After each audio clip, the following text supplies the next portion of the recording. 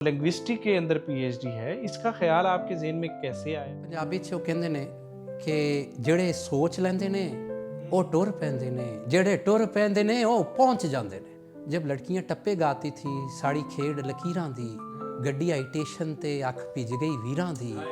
ठीक है जी, ये जो टप्पे गाती थी तो मैं कहता था मैं इसे अंग्रेज़ी में ट्रांसलेट करूँ। आप किस तरीके से जो है लोकेशन लगाते हैं? जब FC जाना पड़ता था रिक्शे पे तो ਉਹਦੇ ਨਾਲ बहस करनी पैंदी सी जी।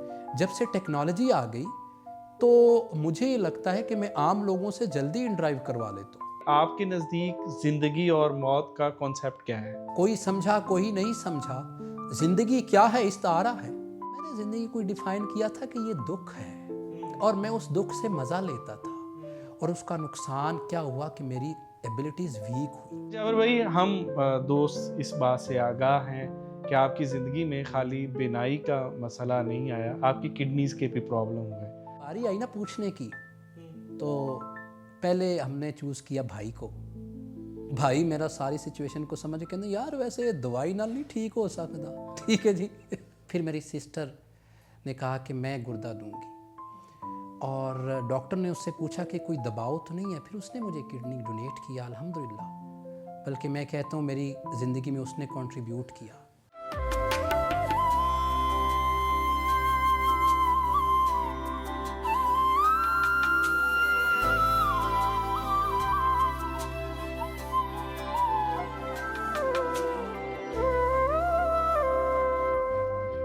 अस्सलाम वालेकुम अहबाब, अंदाज़ नजम में खुशामदीद। मैं जी नजम। आज हमारे मेहमान बहुत ख़ास हैं। ज़िंदगी को देखने का इनका अपना ही अंदाज़ है। बहुत ही मोहब्बत करने वाले शफ़ीक इंसान हैं, और जब भी इनसे गुफ्तगू करते हैं तो ज़िंदगी की मज़ीद परतें आपके सामने खुलती हैं। ज़िंदगी को एक अलग अंदाज से देखते हैं, और हम इनसे बहुत कुछ सीखते हैं। आज भी हम इनसे सीखने की कोशिश करेंगे। तो हमारे साथ मौजूद हैं डॉक्टर जाबिर हुसैन। अस्सलाम वालेकुम। वालेकुम सलाम जी। अच्छा जाबिर भाई, सबसे पहले आपको खुशामदीद। तो सबसे पहले जो भी दोस्त हमारे पास आते हैं, हम उनसे एक सवाल करते हैं कि आपको नजम फेलो स्टूडियो कैसा लगा? तो आप बताइए कि आपको स्टूडियो कैसा लगा? देखिए जी, सबसे पहले तो मैं आपको ये बताऊं कि मैं देखता कैसे हूँ। बचपन में जब पता चला कि ये बच्चा देख नहीं सकता, आम ज़ुबान में कहा जाए, जब मेरे वालिदैन they went from pillar to post, they saw different doctors, और डॉक्टर्स ने कहा कि ये बच्चा नहीं देख सकता जी।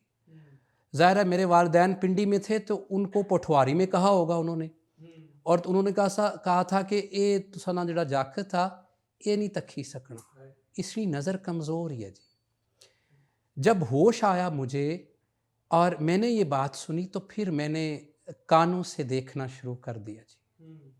ठीक है जी। फिर मैंने दोहरा सुनना मैंने शुरू कर दिया।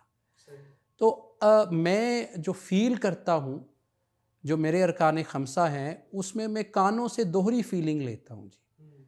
अब यहाँ कोई आपके इधर आए, कोई कहेगा कि वाह वाह नजम साहब बड़ा खर्चा कीता जी, माशाल्लाह, और तुसी कीता भी है, कहेगा जी वाह वाह कमाल हो गया। मैं इस चीज़ को कैसे देखूंगा? मैं फील करूंगा, जैसे कि मुझे लाइट्स नज़र आ रही हैं, ये पहले नहीं थी। और सबसे बड़ी बात है कि अभी यहाँ तक आते हुए मैं देख रहा था कि कितने अशार ऐसे हैं जो सिर्फ नजम फ़ैलो की वजह से मुझे याद हुए। यानी नजम फ़ैलोज़ हमारे घरों तक पहुँचा और मुझे वो अशार याद हो गए। तो इसका मतलब है कि मैं तो नजम फ़ैलोज़ को ऐसे देखता हूँ कि नजम फ़ैलोज़ ने शायरी की एक्सेस को, शायरी की रसाई को, शेर की पहुँच को बढ़ा दिया है, और अब ये डोर टू डोर जाने लगा है। और कहाँ से गया है? किसी मुशायरे से डायरेक्ट नहीं गया, ये नजम फ़ैलोज़ की वजह से गया है। मैं तो नजम फ़ैलोज़ को ऐसे देखता हूँ। अच्छा जाबिर भाई, आपने लिंग्विस्टिक के अंदर पीएचडी की है। एक बसारत से महरूम जो शख्स है, उसको सोसाइटी एक मुख्तलिफ नज़र से देखती है। तो मुझे बताइए कि ये जो पीएचडी है और लिंग्विस्टिक के अंदर पीएचडी है, इसका ख्याल आपके ज़हन में कैसे आया? और कौन से ऐसे मुहर्रिकात थे जहाँ से आपके अंदर ये मोटिवेशन पैदा हुई कि आप जो है इसके अंदर पीएचडी करेंगे? देखो जी, पंजाबी च ਉਹ ਕਹਿੰਦੇ ਨੇ ਕਿ ਜਿਹੜੇ ਸੋਚ ਲੈਂਦੇ ਨੇ ਉਹ ਟੁਰ ਪੈਂਦੇ ਨੇ, ਜਿਹੜੇ ਟੁਰ ਪੈਂਦੇ ਨੇ ਉਹ ਪਹੁੰਚ ਜਾਂਦੇ ਨੇ। ਠੀਕ ਹੈ ਜੀ। ਮੈਂ ਤੈਅ ਕਰ ਲਿਆ ਸੀ ਕਿ ਮੈਂ ਇਤਮਾਦ ਨਾਲ ਜੀਣਾ ਹੈ। और मैंने रज के जीना है जी। और मैंने अपनी तालीम को अपनी पहचान बनाना है, अपना सीवी बनाना है। सो मैंने मैट्रिक किया, एफए किया, बीए किया। इंग्लिश से मेरा लगाव बचपन से था। शादियों पे मैं आपको बड़े मज़े की नजम भाई बात बताऊं, जब लड़कियां टप्पे गाती थी, साड़ी खेड़ लकीरां दी, गड्डी आई स्टेशन ते अख भिज गई वीरां दी, ठीक है जी, ये जो टप्पे गाती थी तो मैं कहता था मैं इसे अंग्रेजी में ट्रांसलेट करूं। उस वक्त मुझे ग्रामर का नहीं पता था, लफ्ज़ों का नहीं पता था, मानी का नहीं पता था, लेकिन इंग्लिश की साउंड का पता था। सही, ठीक है जी। तो वो मैंने ऐसे ही अननोइंगली उसका तर्जुमा करना, मैंने पढ़ना, लोगों ने हंसना, तो मैंने कहा जी मैंने एमए इंग्लिश करना है। सही। फिर अल्लाह ताला ने एमए इंग्लिश करवा दिया, फिर अल्लाह ताला ने एमफिल करवा दिया और फिर पीएचडी। ये वालदैन की दुआएं थी जी। और मुझे हमारे एक बड़े करीबी दोस्त और शायर, अल्लाह ताला उन्हें जन्नत में जगह दे, डॉक्टर तैमूर अल हसन तैमूर, वो कहते थे कि जेड़ा सब्जेक्ट पढ़ो ना ओदी पीक ते जाओ जी। तो फिर मेरी ख्वाहिश थी, मैंने ना वालदैन को शुरू में समझा दिया था कि मैंने पीएचडी करनी है। मुझे लगता है कि आप वालदैन के कानों में जो बात डाल दें ना, फिर आप भूल भी जाएं, वो दुआओं के ज़रिए आपको याद दिलाते रहेंगे। ठीक है जी। फिर मैं भूल भी जाता था तो मेरे वालदैन मुझे कहते थे सोच ना पई, तू पीएचडी तक जाना है।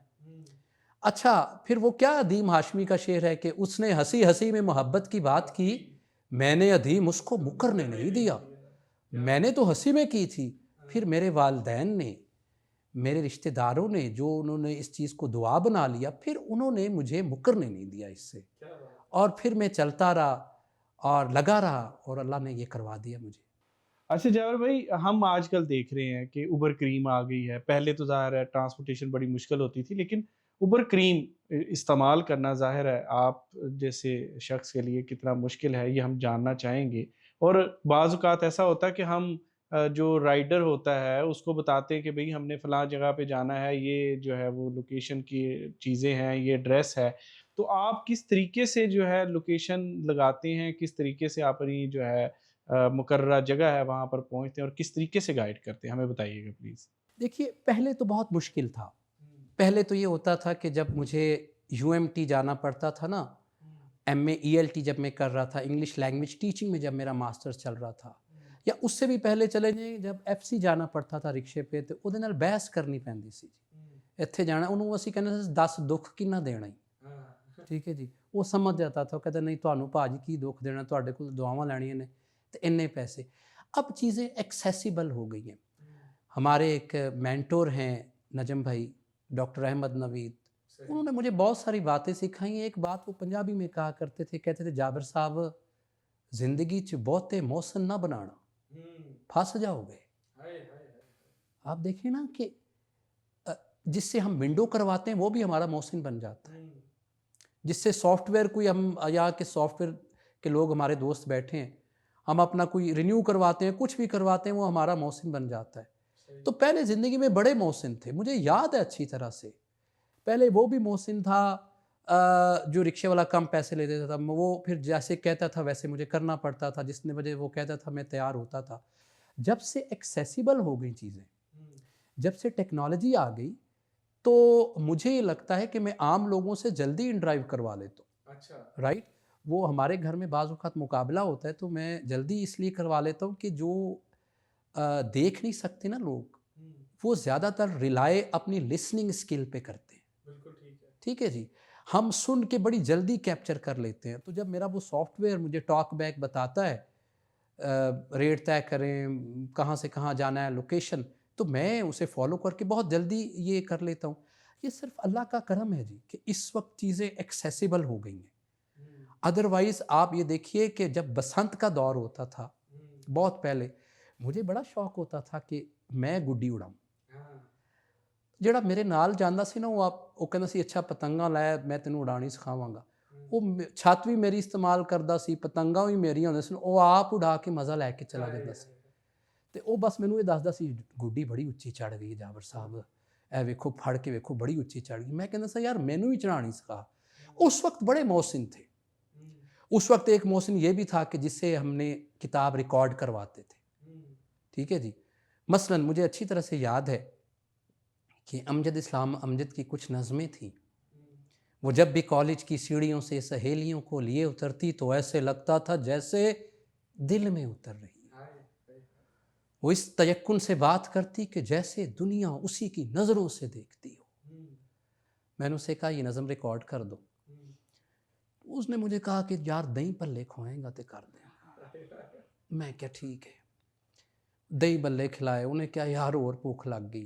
पॉइंट ये है कि जब एक्सेसिबल चीज़ें नहीं थी तो मोहसिन ज़्यादा थे। अब इंडिपेंडेंट होके ना अच्छा लगता है, इन ड्राइव खुद करवाना, शायरी खुद सुनना, पीडीएफ खुद पढ़ना। तो अब अल्हम्दुलिल्लाह वो जो डिपेंडेंसी थी लोगों पर वो बहुत हद तक ख़त्म हो गई। ऐसा नहीं है इसका मतलब सुनने वाले देखने वाले इस चीज़ से ये मतलब ना लें कि डिपेंडेंसी बुरी होती है, अभी भी है, लेकिन उस वक्त ज़्यादा मोहसिन थे ना जी, अब कम हो गए। ये अल्लाह का करम हुआ है जी। अच्छा जाबिर भाई, मुझे बताइए कि आपका ज़ाहिर है आपने पीएचडी की हुई है लिंग्विस्टिक के अंदर, तो एक पढ़ने लिखने का जो अमल है, हम ज़ाहिर है सुन के कुछ चीज़ें जो है अपने निसाब में शामिल करते हैं या अपनी समाअतों के ज़रिए कुछ चीज़ें हासिल करते हैं। स्पेशल एजुकेशन के अंदर हमने देखा कि आपको पढ़ने का एक मुख्तलिफ तरीका बताया जाता है। तो आपकी जो किताबें होती हैं जिनसे आप पढ़ते हैं, वो कौन-सी होती हैं? उस लैंग्वेज को क्या कहा जाता है? ये हमें ज़रा बताइएगा। देखिए, सबसे पहले तो जो पहले का वक़्त था, जब मैं पहले का वक़्त कहता हूँ तो इससे मुराद है आज से 15-20 साल, 25 साल अगर आप पीछे चले जाते हैं, तो उसे हम ब्रेल कहते हैं जी। ठीक है। हम हाथों के टच से पढ़ते थे। ओके। लुईस ब्रेल की ईजाद करता ये जो मोड है, हुँ। ये उसकी इन्वेंशन थी। तो हमने हाथों से पढ़ते थे, उसे ब्रेल कहते हैं। पेपर पे उभरे हुए कुछ एम्बोस्ड किए हुए होते हैं जी। ठीक हो गया? एक इंडिया के अंदर मूवी भी बनी थी। जी, जी। जी, जी, वो मेरा ख़्याल है मूवी का नाम मुझे भूल गया, हमारे दोस्त आसिफ़ साहब ने मुझे बताया था। वो मूवी बहुत सारी जैसे ब्लैक बनी, हाँ जी। अमिताभ की मूवी बनी, पिछले दिनों भी एक बनी थी, मुझे उसका नाम भूल रहा है, जिसमें वो बच्चा है और फिर वो सीखता है और फिर वो आगे जाता है। तो उन्होंने इस तरह की देखिए इंडिया वालों ने इस तरह की मोटिवेशनल्स मूवी बनाई है। हमारे जो लोग हैं ये सिर्फ़ बजट की कंप्लेन करते हैं जी, कैमरे अच्छे होंदे ते असीं पता नहीं की कर देना सी। बजट इतना होता तो हम ये कर लेते। हालाँकि मैंने उनकी इस तरह की मूवीज़ यानी एक ब्लाइंड बंदा कैसे सर्वाइव करता है, वो इस तरह के रिस्क लेते हैं और हम कहाँ आके रुकते हैं, जवानी फिर नहीं आनी part 2, part 1, part 3, part 4, part 5, part 6। इसमें ना स्टोरी, ना गाना, ना सीक्वेंस, ना कोहेरेंस, ना रब्त, ना मानी, ना थीम। तो ये हमारा और उनका कंपैरिज़न है इस तरह का। अच्छा, तो हम आपकी लैंग्वेज की बात कर रहे थे ना? वो जो आप ब्रेल है जी। जी। ठीक है जी, ब्रेल थी और रिकॉर्डिंग होती थी। हुँ। बल्कि मैं आपको एक वाक़या सुनाऊँ, एमए इंग्लिश का पेपर था, ठीक है। प्रोज़ का पेपर था, हुँ। उसमें एक राइटर है फ्रांसिस बेकन, हुँ। तो उसकी रिकॉर्डिंग मेरे पास नहीं थी। सही। पेपर कल था, आज रिकॉर्डिंग नहीं थी, शाम 5 बज गए थे, पेपर सुबह 9 बजे था। हुँ। तो मैंने सोचा कि या अल्लाह अब मैं क्या करूँ? मेरे पास तो वो क्वेश्चंस भी नहीं हैं, वो रिकॉर्डिंग भी नहीं है। तो मैंने फिर जब मैंने ये सोचा तो दस्तक हुई। हमारे एक दोस्त आए, वो कहने लगे कि मुझे लग रहा था कि आप अकेले होंगे, आपके साथ बैठ के पढ़ते हैं, हुँ। आपके लिए रिकॉर्डिंग भी करते हैं और हुँ। इस तरह से कुछ डिस्कशन भी करते हैं और पेपर की तैयारी हो जाएगी। क्या बात है! ये देखिए कि ये अल्लाह ताला की जो मदद आती है ना जी, हुँ। जो अभी तक आ रही है। मैं ये बात जो है वो मैं बार-बार इसलिए बताता हूँ, हर इंटरव्यू में इसलिए बताता हूँ कि जो इस वक्त लोग डिसअपॉइंटेड होते हैं, वो ये देखें कि अल्लाह की मदद आती है। अब बेशक। हमने मदद के नाम मुख्तलिफ रखे हों तो वो अलग बात है। मैंने एक हुँ। बंदे से कहा, मैंने कहा यार देखो अल्लाह दी मदद है तुहानू आंदी है ना। वो हुँ। कहते यार की करिए, जॉब तो लभी नहीं, पहली कमेटी तो निकली नहीं। हुँ। मैंने उनसे कहा कि अल्लाह का जो करम है वो होता है, उसके नाम रखना छोड़ दे। हुँ। पहली कमेटी ये अल्लाह के करम का नाम है, हुँ। बेटा ये अल्लाह के करम का नाम है, जॉब ये अल्लाह के करम का नाम है। जी जब नाम रखना छोड़ देंगे ना, तो फिर हुँ। हमें लगेगा कि हर सांस पे अल्लाह की मदद आ रही है जी। बिल्कुल ठीक है। अच्छा जबर भाई, आपने लिंग्विस्टिक के अंदर पीएचडी की है, तो मुझे बताइए कि जो आज का बच्चा है, वो अंग्रेज़ी में कहाँ पे मार खाता है? देखिए हमारे यहाँ जो कॉन्टेक्स्ट है ना लैंग्वेज का, वो ये है कि हम फ्रेगमेंटेड लर्निंग करते हैं जी। मतलब ये है कि हम टुकड़ों में सीखते हैं। ठीक है। वो तजम्मुल कलीम साहब का शेर है कि कसमें मंजिल मंजिल मिल मिल जानी जानी सी, सी। हाँ कसमें मंजिल मिल जानी सी, एक पासे जे भजदे बंदे। हाँ। ये जो शेर है मुझे बड़ा याद आता है। हमने टुकड़ों टुकड़ों में, कहीं से हमने टेंस सीख लिया, कहीं से हमने ग्रामर के कुछ और रूल सीख लिए, कहीं से कोई एक लफ्ज़ सीख लिया। इसे हम मैं कह रहा हूँ कि ये फ्रेगमेंटेड लर्निंग है, टोटियाँ चे जी। इसीलिए हमारा बच्चा पीछे रहता है। दो चीज़ें होती हैं, एक होता है काल्प। ये काल्प से मुराद ये होती है कि ऐसी लैंग्वेज जो होती है जो आपको एकेडमिक पर्पसेस के लिए काम आए। मसलन ग्रामर सीख ली, मसलन मजमून लिखना सीख लिया। एक होती है बिक्स बेसिक इंटरपर्सनल कम्युनिकेशन स्किल्स। जी। हमारे बच्चे वहाँ पे मार खाते हैं जी। मेरी बच्ची 11 साल की है, सीरत उसका नाम है। मेरे पास आई तो कहती बाबा, चौथी क्लास में वो पढ़ती, बाबा फिगरेटिव लैंग्वेज क्या होती है? अच्छा। तो मैंने उससे कहा ये फिगरेटिव लैंग्वेज कौन समझा रहा था आपको? उसने कहा जी हमारे टीचर्स हमें समझा रहे थे। तो मैंने सोचा काश इन बच्चों को बिक्स सिखाते, यानी इंटरपर्सनल कम्युनिकेशन स्किल्स, ग्रीटिंग सिखाते, इंग्लिश में सलाम दुआ कैसे लेनी है, इंग्लिश में किसी से मिलना कैसे है, इंग्लिश में किसी से मिल के क्या कहना है। हमारा बच्चा ग्रामर के रूल्स तो सीख जाता है, वो बेसिक इंटरपर्सनल कम्युनिकेशन स्किल्स में कमजोर रहता है, जिसे हम सोशल इंग्लिश कहते हैं। ठीक है जी। और वो हमारा सिस्टम, हमारे टीचर्स ज़्यादा एम्फेसाइज उस पर करते हैं, जिसकी वजह से हमारा बच्चा सोशल इंग्लिश प्रोड्यूस नहीं कर पाता। और आप देखें कि BS करके भी वो आइल्स पे पैसे लगा रहा होता है। हाँ। ठीक, BS करके भी वो लैंग्वेज सेंटर ढूंढ रहा होता है। वो क्यों? इसलिए कि हम उसे काल्प तो सिखाते हैं, कॉग्निटिव लैंग्वेज, एकेडमिक, ये सारी चीज़ें तो हम उसे सिखाते हैं, लेकिन इंटर पर्सनल कम्युनिकेशन स्किल्स नहीं सिखाते। सही।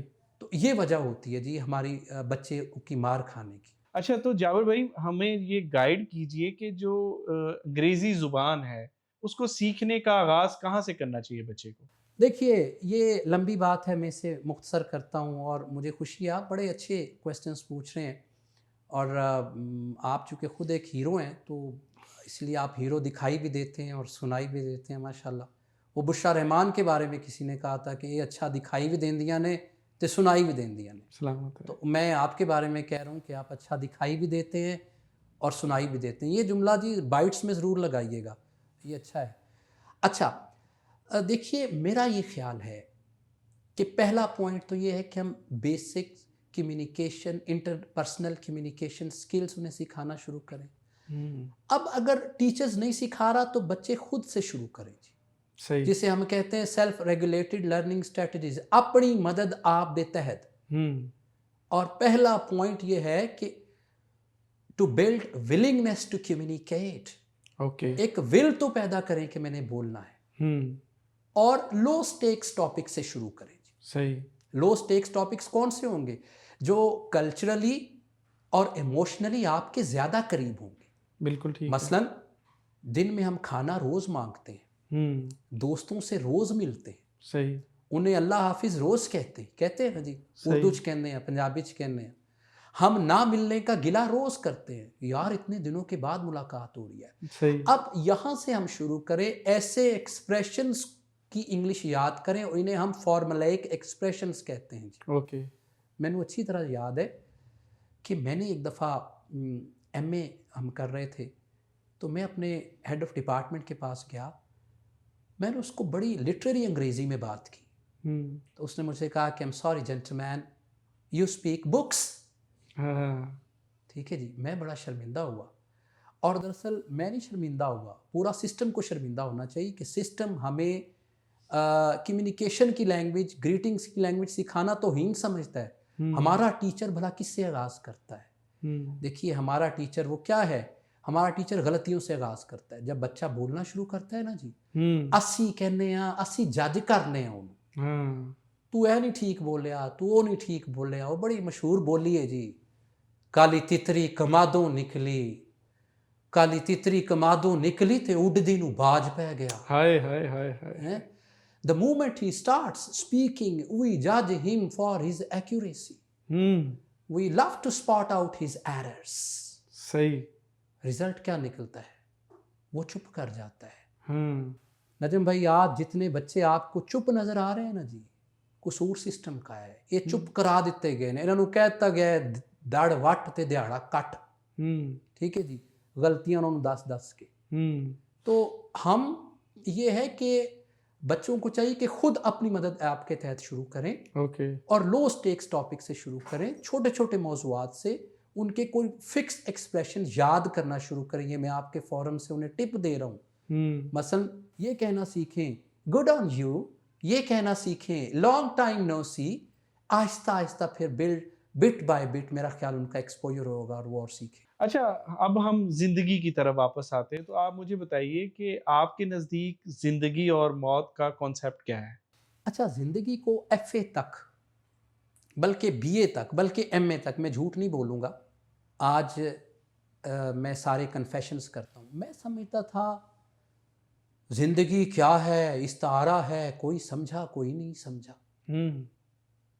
इस शेर को मैं गलत पढ़ गया कोई समझा कोई नहीं समझा ज़िंदगी क्या है इस्तारा है ठीक है जी मैं ज़िंदगी की बड़ी दुखी डेफिनेशन करता था जी सही और मैं ऐसे अशार तलाश करता था जिसमें ज़िंदगी को गम दुख दर्द हिजर ये समझा जाए डूब गए रुड़ गए मर गए मुझे सूट भी करती थी एमए तक ना मिजाज बड़ा दुखी था देवदास 4 दफ़ा देखी थी उसके डायलॉग्स बड़े दोहराता था उसमें जुदाई अच्छी लगती थी और आपको पता है ज़िंदगी की इस डेफिनेशन ने मुझ पे भला क्या असर किया था जितने भी वीडियो सेंटर से मैं उन पे जाता था और मैं उनसे कहता था कि दिलीप कुमार दी कोई ऐसी फिल्म दिओ जिहदे एंड ते वो मर जांदा है हाय हाय हाय हाय ठीक है जी ਉਹ ਕਹਿੰਦੇ ਸਨ ਭਾਵੇਂ ਤੁਸੀਂ देवदास ਲੈ जाओ ਭਾਵੇਂ ਤੁਸੀਂ आंखें ले जाओ वो ऐसी मूवीज़ बताते थे तो मैं देखता था मैं एक मूवी मैं उन्होंने वापस करके गया मैं गया यार सारी वेखी एंड ते मरिया ही नहीं पैसे नहीं देने ठीक है जी ये वाह वाह वाह वो ये क्यों था भला मैंने ज़िंदगी को डिफाइन किया था कि ये दुख है और मैं उस दुख से मज़ा लेता था और उसका नुकसान क्या हुआ कि मेरी एबिलिटीज़ वीक हुई ओके फिर ये बताने वालों ने बताया कि नहीं ज़िंदगी एक ऐसा वक्त है जिसको सजाना आपने है ये वक्त आपको दे दिया गया है ये एक ऐसी बाबा कुल्फ़ी है जिसे आप खाएं तब भी पिघल जाएगी नहीं खाएंगे तब भी पिघल बहुत अच्छे तो फिर मैंने सोचा कि ज़िंदगी की इस बाबा कुल्फ़ी को खाया जाए इससे मज़ा लिया जाए फिर नजम भाई मेरी वो जो दुख वाली डेफिनेशन थी ना वो ख़त्म हो गई अच्छा कौन से दोस्तों ने आपको गाइड किया मेरा ख्याल है कि ऐसे मोहसिनों के नाम तो ज़रूर आने चाहिए ना इसमें सबसे पहले हमारे एक दोस्त मोहसिन नवाज साहब वो ये हुआ कि एमए में मुझे एक नाकाम सा इश्क हो गया अच्छा जब वो इश्क हुआ तो मैंने एक आज़ाद नज़्म लिखी और मुझे वो अच्छा लगता था दुख में बातें कहना और मुझे शायद नाकाम मुझे लगता था इश्क नाकाम ही रहना चाहिए भला मेरा एक मैं क्या यार दुआ कर मैं इश्क करन लगा नाकाम होवे कहंदा क्यों मैं क्या फिर शेर निकलणगे नज़मां निकलणगियां कते निकलणगे बैंत निकलणगे सही तो वो कहंदा है अच्छा फिर वो इश्क ने ना मुझे लगा कि मैंने क्लासेस छोड़ दी मैंने उस इश्क में एक तो होता है कि कोई दुख जिंदगी में मिलना एक है खुद क्रिएट करना बिल्कुल ठीक है so I did create those दुख्स सॉरोज कह ले फिर हमारे एक दोस्त सबसे पहले मिले मुझे मोहसिन नवाज साहब ठीक है उन्होंने मुझे कहा कि यार दुख से निकलें आप एक कीमती आदमी हैं सही और फिर जब उन्होंने ये बताया तो फिर डॉक्टर अहमद दवीद मुझे मिले फिर उन्होंने मुझे कहा कि इस डिस्ट्रैक्शन से क्लैरिफिकेशन की तरफ आए ये बड़ा ज़रूरी है मुझे कहते कि तुसी ना भटक जाते हो फोकस कायम रखो इस जिंदगी च अपनी कोई पछाण बनाओ ये नहीं कि कभी शायर बन गए कभी सिंगर बन गए मुझे सिंगिंग का भी शौक था अच्छा सुनने का भी शौक है और सिंगिंग का मुझे बहुत ज़्यादा शौक है उन्होंने कहा कि अपनी एक पछाण बनाओ और ये ज़िंदगी बड़ी कीमती है ज़ाया ना करो ठीक है जी उन्होंने कहा कि अज जे तुसी जिंदगी दा मजाक उड़ाया ना ते कल तुहाडा मजाक उड़ाएगी वाह वाह वाह मैं क्या ਉਹ ਕਿਵੇਂ ਕਹਿੰਦੇ ਅੱਜ ਜੇ ਤੁਸੀਂ ਇਹਦਾ ਮਜ਼ਾਕ ਉਡਾਇਆ ਇਹਨੂੰ ਨਾ ਗੁਜ਼ਾਰਿਆ ਐਵੇਂ ਹੀ ਦੁੱਖ ਕਦੀ ਇੱਧਰ ਚਲੇ ਗਏ ਕਦੀ ਉੱਧਰ ਚਲੇ ਗਏ ਜਿਹੜੀ ਡਿਸਟਰੈਕਸ਼ਨ ਹੁੰਦੀ ਹੈ ਤੇ ਕੱਲ ਤੁਸੀਂ ਰਾਹਾਂ ਲੱਭੋਗੇ नहीं लभणगियां। हाय हाय हाय। तो मैं समझता हूँ कि डॉक्टर अहमद नवीद ने मुझे एक पहचान दी और उसके बाद नजम भाई फिर हमने स्पीकिंग स्किल पे काम करना शुरू किया। उन्होंने कहा भला क्या कहा और ये जुमला सब के लिए उन्होंने कहा कि जाबिर साहब एक गल याद रखना उस मसले दा हल लभो जिहड़ा सारियां दी पीड़ है। क्या बात है, क्या बात है, वाह वाह वाह। तो फिर मैंने बच्चों से पूछा, अपने स्टूडेंट से पूछा कि पीड़ केड़ी है। तो उन्होंने क्या सर बोलदे झक जाने हाँ क्यों कदी सामने वाला अख कटदा है कदी कहंदा well you are not good at pronunciation you are not good at grammar you need to improve your spellings कहंदे सर लोग जज करदे ने झक जांदे आ ते फिर ਅਸੀਂ सोचा कि रल के इस झाके का इलाज करिए। क्या बात है। ठीक है जी। तो फिर यह गल शुरू हुई और फिर ज़रा सिंगिंग और पोइट्री वो साथ साथ चलती रही। अच्छा जाबिर भाई, हम दोस्त इस बात से आगाह हैं कि आपकी ज़िंदगी में खाली बिनाई का मसला नहीं आया, आपकी किडनीज़ के भी प्रॉब्लम हुए।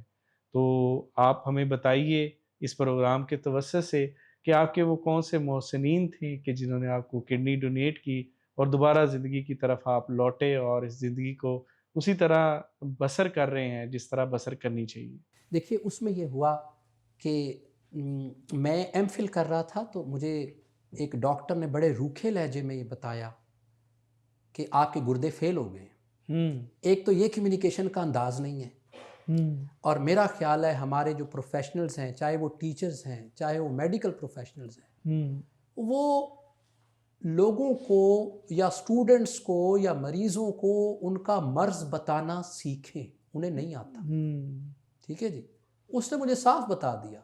डॉक्टर तशबीब थे नेशनल हॉस्पिटल के, मेरी सिस्टर से कहने लगे गुर्दे फेल हो गए हैं 8 लाख रुपया लगेगा। अब मुझे बताइए कि एक बंदा इस स्टेज पे पहुंचा है लेकिन उसको कम्युनिकेट करना ही नहीं आ रही बीमारी। तो उस वक्त मुझे पता चला था मगरिब की अजान हो रही थी और मेरी सिस्टर जब रोई, ज़ाहिर है मैंने देखा तो नहीं, मैंने सिसकियाँ सुन ली। ठीक है जी। हॉस्पिटल के शोर में सिसकियाँ सुन ली तो मैं क्या शफकत की होया है कहनी जाबिर कहने ने गुर्दे फेल हो गए ने तो इन्ने पैसे लगणगे। उस वक्त ये वक्त ऐसा था कि मैंने सिर्फ एक ही दुआ की कि या अल्लाह आपको पता है जिस निज़ाम में हम रहते हैं यहाँ तालीम और इलाज आसान नहीं है। तालीम आसान हो जाए तो टीचर उसे आसान रहने नहीं देता और इलाज आसान हो जाए तो डॉक्टर उसे मुश्किल बना देता है ये कह के कि जी ये बड़ा मुश्किल है, इंज हो जाएगा उंज हो जाएगा। तो उस वक्त मैंने ये दुआ की थी कि या अल्लाह ये आसान करना, मैं इस इलाज के लिए मुझे बिकारी ना बना देना कहीं। इस ये क्योंकि जो भी इलाज के लिए बिकारी बनता है कसूर निज़ाम का होता है नजम भाई, चाहे हम जितना मर्जी से छुपा लें, जितना मर्जी हम इसका कज लें, कसूर निज़ाम दा होंदा है जी। तो फिर अल्हम्दुलिल्लाह उसमें फिर ये हुआ कि मोहसिन आपने पूछा कौन है, जिसने तसल्ली दी ना, जिसने ये कहा कि तुम जी लोगे और रज के जी लोगे, वो मोहसिन था। एक खातून मेरे पास आई, मैं अक्सर ये वाक़या सुनाता हूँ, वो किताबां वेख के कहने लगी ये सारियां किताबां तुहाडियां ने। मैं क्या कहनी हो की पता सी ये सारियां किताबां इत्थे ही रह जाएंगी। ठीक है जी। तो मुझे वो सारा अफसोस करके यानी कहनी हो पुत्र कोई गल नहीं, ये मौत पैगंबरां तो नहीं टली, पीरां तो नहीं टली, वलियों तो नहीं टली, साढ़े वड्डियां तो नहीं टली, तो तू की शै। तो सारी गल करके मैनू कहंदी है शेर बन शेर। ठीक है जी। ये वो वक्त था और फिर अल्लाह ताला ने मुझे नई ज़िंदगी दी, मेरी बहन ने मुझे गुर्दा दिया जी। अच्छा जाबिर भाई, वैसे ज़ाती तौर पर मेरा ख़्याल है कि चाहे जितनी भी अल्लाह ताला ने आपको दौलत, ऐश और आम दिया हो, लेकिन किडनीज़, आपकी दोनों किडनीज़ फ़ेल है। पहले तो ये बताइए कि ये कितना मुश्किल है ये इमेजिन करना कि आपकी दोनों किडनीज़ नहीं हैं, काम नहीं कर रही हैं, और फिर उस दोस्त के लिए या उस मोहसिन के लिए कितना मुश्किल है जिसके पास दोनों किडनीज़ हैं और वो अपनी एक किडनी जो है आपको डोनेट कर देता है, अपनी लाइफ़ को जो है रिस्क में ले जाता है। तो ये कितना मुश्किल है? मुझे लगता था ये आसान है, मुझे लगता था ब्लड रिलेशंस दे ही देते हैं। जब बारी आई ना पूछने की, तो पहले हमने चूज़ किया भाई को भाई मेरा सारी सिचुएशन को समझ के कहते यार वैसे दवाई नाल नहीं ठीक हो सकता, ठीक है जी। वो अपनी जगह ठीक। फिर मेरी सिस्टर ने कहा कि मैं गुर्दा दूंगी, और डॉक्टर ने उससे पूछा कि कोई दबाव तो नहीं है, फिर उसने मुझे किडनी डोनेट किया अल्हम्दुलिल्लाह। बल्कि मैं कहता हूँ मेरी ज़िंदगी में उसने कंट्रीब्यूट किया, और आज वो 2 ज़िंदगियाँ जी रही है, एक यहाँ और एक अपने घर में। अच्छा जाबिर भाई, मुझे बताइए, हम जब एक सोसाइटी के अंदर लिव करते हैं, उस सोसाइटी के अंदर हमें मुख्तलिफ जो है लोग मिलते हैं, अजीज़ मिलते हैं, दोस्त मिलते हैं। बहुत सारे ऐसे हैं जो कि आपकी जो है मोटिवेशन पकड़ते हैं आपके जज्बे से। लेकिन हम जहाँ पे जज्बे के साथ मुतासरीन हैं, दूसरी तरफ हम वो लोग भी देखते हैं जो ऐसा फ़िक्रा कह देते हैं, ऐसी बात कर देते हैं जो इंसान के दिल पर जाकर जो है वो ज़ख्म करने के मुतरादिफ होती है। तो ऐसी सूरत हाल आपके साथ पेश आती है, और आती है तो फिर क्या आप करते हैं इसके साथ? देखिए पहले तो ये बहुत ज़्यादा था, क्योंकि अब एक मॉडल्स बनते जा रहे हैं ऐसे लोग, अब लोगों को समझ आना शुरू होगी। लेकिन आपकी बात ठीक है, अब भी ऐसे रवैये हमारी ज़िंदगियों में आते हैं जी, होते हैं ऐसे रवैये। फॉर एग्ज़ाम्पल आप देखिए कि कुछ लोग ऐसे जुमले तो ना कहें, बाज़ औक़ात ख़ामोशी भी एक वाइब होती है। जो चुप होती है ना जी, जी, वो भी कभी-कभी ताना होता है, जी। वो भी कभी-कभी कोई मैसेज होता है। हुँ, तो मेरा ये ख़्याल है कि मैंने जितना सीख रहा हूँ अपने आप को, मैं नजम भाई अब वो कमज़ोर नहीं रहा। पहले हर रवैये पे दिल दुखाने का या दिल को दुखी करने का वक्त होता था। हुँ, अब हर रवैये को पे दुखने का टाइम नहीं रहा। हुँ, मैंने एक दिन सोचा, और ऐसे रवैये बिल्कुल होते हैं, प्रोफेशनल लाइफ में भी होते हैं, मेरे कोलीग्स बहुत अच्छे हैं। मैं ये जुमले ये ज़रूर चलाइएगा, क्योंकि आपका चैनल, आपका जो पॉडकास्ट है वो सारे लोग देखते हैं, हमारे कोलीग्स यूनिवर्सिटी ऑफ एजुकेशन में देखते हैं, और वो ज़रूर देखें भी, बहुत अच्छे लोग हैं। ऐसे रवैये जब अब होते हैं तो मैं उन पर रिएक्ट नहीं करता, मैं उनको रिस्पॉन्ड करता हूँ। हुँ, रिएक्ट करना तो ये होता है दिल दुखा के बैठ जाना, सही। और रिस्पॉन्ड करना, मसलन मैं आपको एक, मेरा ख्याल है मिसाल से बात वाज़े कर लेते हैं। जी, बिल्कुल। हमारे एक दोस्त आए, हमारे घर में आके बैठे, उन्होंने मेरा हाथ पकड़ा, हुँ, ठीक है जी, हाथ पकड़ के ना ऐसे अपने मुंह पे लगाया हाथ, और चुप रहे। जब चुप रहे तो वो चाह रहे थे कि मैं बताऊं कि ये कौन है। हाँ, अच्छा, मुझे ये रवैया थोड़ा सा अजीब लगा। हाँ, मैंने उन्हें बड़े अच्छे तरीके से कम्युनिकेट किया। मैंने कहा मेरा ख्याल है कि अब हमें ये सीख जाना चाहिए कि हमें एक दूसरे के साथ कैसा रहना है। अब ये वो स्टेज नहीं है कि जहां आप मुझे ये उंगलियां दिखा के कहें कि ज़रा दसो ना किनियां उंगलां ने। है। मैंने कहा अब हम दोनों मेच्योर हैं, आप आए हैं, आप खुद को इंट्रोड्यूस करवाएं। हुँ, जी अस्सलाम वालेकुम, मैं नईमुद्दीन हूँ, कैसे हैं जाबिर भाई, खैरियत से हैं? मैं आके हाथ मिलाऊंगा, क्या ख्याल है आपका नजम भाई? बिल्कुल, बिल्कुल दुरुस्त बजाय कह दे रहे कि हैं। तुसी अपने आप ਨੂੰ पहेली बना के दसो सामने रखो, तो कहते मैं मजाक कर रहा था। मैंने कहा नहीं, मेरा ख्याल है कि अब हम इस तरह का मजाक ना किया करें, हम एक अच्छी स्टेज पे हैं, एक दोनों एक मेच्योर स्टेज पे हैं, तो मेरा ख्याल है कि हम इस चीज़ को बदल लेते हैं। अब देखिए, मैंने उन्हें कम्युनिकेट किया। मैं लोगों से भी ये कहना चाहूँगा कि जब किसी रवैये की तकलीफ़ हो, उसे दिल में रख के पॉइज़न ट्री ना बनाए, हाँ, ठीक है जी। उसे कम्युनिकेट कर दे अच्छे लफ्ज़ों में कि मेरा ख़्याल है आपकी इस बात से मैं हर्ट फ़ील किया मैंने। उसे सही। भी कसूरवार ना ठहराएँ।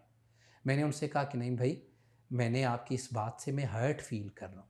हाँ, तो उन्होंने कहा कि मैं मज़ाक कर रहा था, बहरहाल उन्हें भी रियलाइज़ेशन हो गई।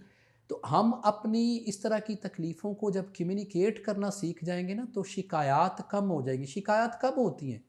जब हम बात को दिल में रखते हैं, और हम बड़े फ़ख्र से लोगों को बताते हैं यार ये गल में दिल च रखी हुई है। हाँ, भाई क्यों रखी हुई है? लगता है कि फिर आपको एप्रोप्रिएट उस लफ्ज़ की, उस बात की ग्रामर नहीं आती उसको कम्युनिकेट हुँ, करने की, ठीक है ना जी? तो बिल्कुल मैं सही। अब ऐसे रवैयों को कम्युनिकेट करना सीख गया हूँ, और उनको रिस्पॉन्ड करना सीख गया हूँ।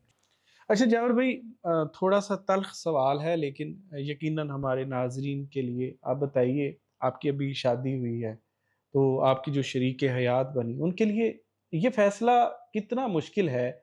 जैसे आप हैं, आपके साथ रहना, आपके साथ ज़िंदगी गुज़ारना, यकीनन ये फ़ैसला उन्होंने पूरे जो है समझ-बूझ के साथ ही लिया है। लेकिन ये कितना मुश्किल फ़ैसला है, और आप इस फ़ैसले को किस नज़र से देखते हैं? देखिए, पहली तो बात है कि अगर realistically speaking it's a difficult decision. जी। मैं अगर देखूं तो मैं कोई सुपरमैन नहीं हूं हाँ, या कोई आमिर खान की तरह पीके नहीं हूं मैं, सही। कि जो किसी और सियारे से आया हूं और मुझे कोई प्रॉब्लम ना हो। हुँ, राइट, मेरे कुछ चैलेंजेस हैं और आजकल तो वैसे भी चैलेंजेस के बगैर भी एक्सेप्ट करना मुश्किल होता है, बिल्कुल तो दुरुस्त है। ये एक मुश्किल फ़ैसला होता है। लेकिन ना मिजाज मिल गए हमारे हुँ, और उनके लिए ये ज़ाहिर है मुश्किल डिसीजन था, लेकिन शी डिड इट। और फिर हमने जब देखा, आपको पता है कि जब हमारी शादी हो गई हुँ, तो वो अभी भी मुझसे ये कहती हैं कि मैंने उनसे कहा है कि मैंने कहा दूजे तीजे दिन ना एहतियातन मैनू ये कह दिया करो कि मैनू तुसी पसंद हो। मैं क्या ये ना हो कि मैं भी किरे परेशान हो जा, हर्ट हो जाऊँ। मैं क्या एहतियातन कह दिया करो, भावें छुट्टी इतवार वाले दिन ना क्या करो, छुट्टी कर ले करो, लेकिन एहतियातन कह दिया करो मैनू हाँ, तुसी पसंद हो। वो हाँ, कहती क्यों? मैंने कहा तो ਤੁਹਾਡਾ डिसीजन ज़रा ताज़ा होता रहेगा। अब हमारी वो चूँकि खुद भी लिखारी हैं, हाँ, लिखती हैं और हमारी चॉइसेस मिलती हैं। अल्हम्दुलिल्लाह मौसीकी में बस एक आध चॉइस नहीं मिलती, एक आध सिंगर पे इख्तलाफ हो जाता है, हाँ, अदरवाइज़ हमारी चॉइसेस मिलती हैं। सरतिंदर सरताज से लेकर मिलती हैं और सरतिंदर सरताज से लेकर नूरजहां तक और उससे लेकर शफ़क़त अली ख़ान पर ये सारी चॉइसेस हमारी मिलती हैं। एक आध सिंगर पे इख्तलाफ हो जाता है कुछ चीज़ों पे, अदरवाइज़ तो अल्हम्दुलिल्लाह वी आर गोइंग वेल। अल्लाह पाक आपको ऐसे ही सलामत रखे और एक दूसरे के साथ ऐसी पूरी ज़िंदगी खुशबाश रखे। अच्छा आगे बढ़ते हैं, तो मुझे बताइए कि म्यूज़िक के बारे में जो है आप बहुत कुछ जानते हैं, तो हमें आज क्या सुना रहे हैं आप? देखिए मैं सुना तो नहीं सकता, मैं हाँ, कोई इतना अच्छा, कोई लेकिन बात नहीं है, जिस तरह का भी है हम सुनना चाहेंगे। मैं कन रसिया ज़रूर हूँ। मुझे अच्छा म्यूज़िक अच्छा लगता है और कुछ लोग ये पूछते हैं कि अच्छा म्यूज़िक क्या होता है? तो मैं उनसे कहता हूँ जो दिल से निकला हुआ हो, जो असर कर रहा हो, जो ज़ोर लगा के ना गाया जाए, हाँ, जो दिल से गाया जाए। बिल्कुल ठीक। हमारे यहाँ ये समझा जाता है कि उच्ची गाओ, उच्चियां सुरां च गाओगे, छेवें काले तू गाओगे तो ठीक गाया जाएगा। हाँ, ठीक है जी, कई बारी र चीज़ छेवें काले ते होंदी है। रीच की बात हो रही है ना, आपकी रीच क्या है? जी, जी, जी। पर ये है कि वो दिल को कबूल नहीं होती। तो मुझे अच्छा लगता है, मुझे फ़ोक गायकी से बहुत लगाव है। ठीक है। फ़ोक बचपन से सुना। मेरी अम्मी मैनू एक माइया सुनांदे सन हाँ, कि कपड़े रस्सियां दे। हाँ, मैं उन्होंने एक बारी कहा ना, मैं कहा कि लस्सी पीनी है, तबीयत नहीं ठीक, तो उन्होंने कहा कि कपड़े रस्सियां ते हाँ। धोखे अंदर, हाँ कपड़े रस्सियां नाल धोखे अंदरां दे की बणसी लस्सियां नाल। हाय, हाय, हाय, हाय, हाय! वो मुझे कहने लगी कि वहाँ से ना फिर जब मैंने बचपन में टप्पे सुने, माहिए सुने, बोलियाँ सुनी, तो फिर मुझे फ़ोक ज़्यादा पसंद आया। सही। तो इस वक्त भी मुझे फ़ोक अच्छा लगता है, गज़ल भी अच्छी लगती है।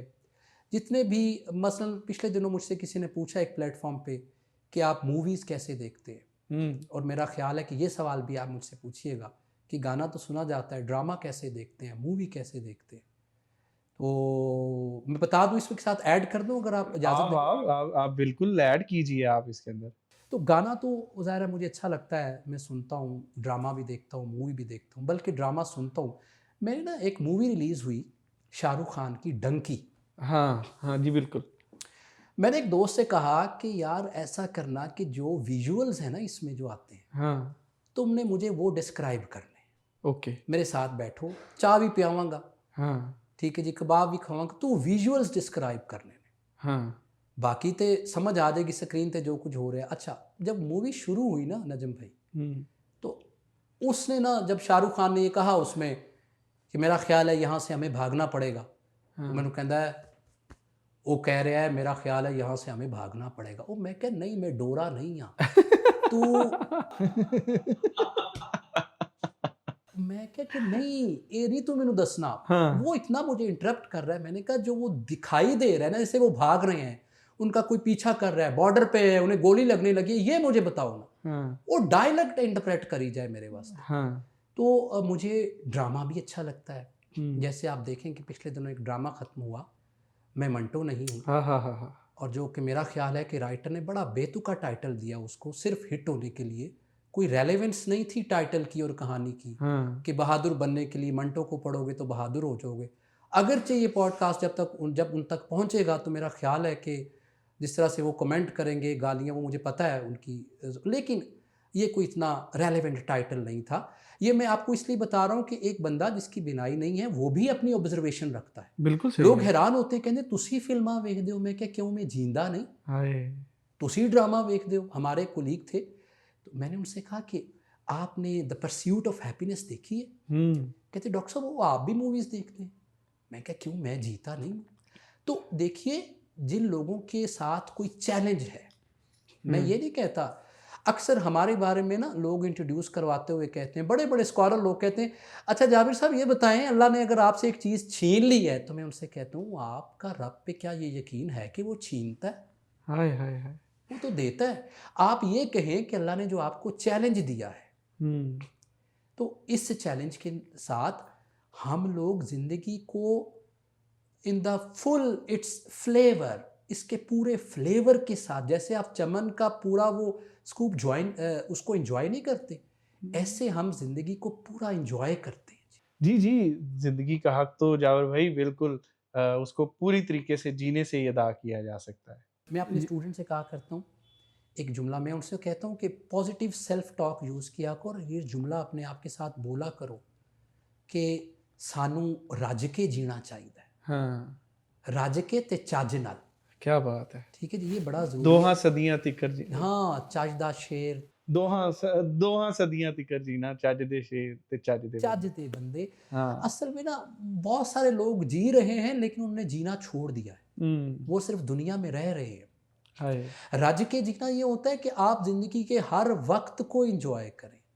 पहले पहले मैं मायूस हो जाता था जी, पहले मैं समझता था कि मेरे बाहर के हालात ठीक होंगे तो मैं वीडियो करूंगा। ओके। अभी आप तक आने से पहले मैं एक वीडियो करके आया हूँ, जिसमें हमने बताया लोगों को कि आपने फॉर्मूला के एक्सप्रेशंस कैसे यूज़ करने। अब मुझे लगता है कि मैं चलता रहूँगा तो हालात ठीक रहेंगे। बिल्कुल सही। ये ज़िंदगी की फ़िलॉसफी है जी। यकीन माने जावर भाई आपके साथ गुफ्तगू का इतना लुत्फ़ आ रहा है और ये लुत्फ़ यकीनन हम 10 घंटे भी गुफ्तगू करते रहें तो मेरे ख़्याल में जो है वो कम नहीं होगा।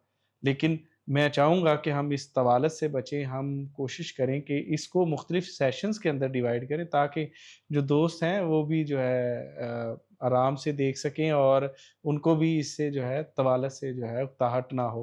तो हम इंशाल्लाह आइंदा भी आपको मदऊ करेंगे और यकीनन आपसे इस्तिफ़ादा हासिल करेंगे। और मैं इंशाल्लाह जी ज़रूर, बल्कि मैं यहाँ, अब मेरी ख्वाहिश ये है कि मैं दोबारा कभी यहाँ आऊँ तो उसमें सिर्फ कुछ ना हो, मैं भी ना बोलूँ, हुँ, कैमरामैन कट भी ना बोले, हुँ। आप सिर्फ अपने शेर सुनाएं मैं और फिर अपना शेर सुना के फिर मुझसे सुने और फिर मैं आपसे पूछूं कि देखो मैनू सबक याद है ना।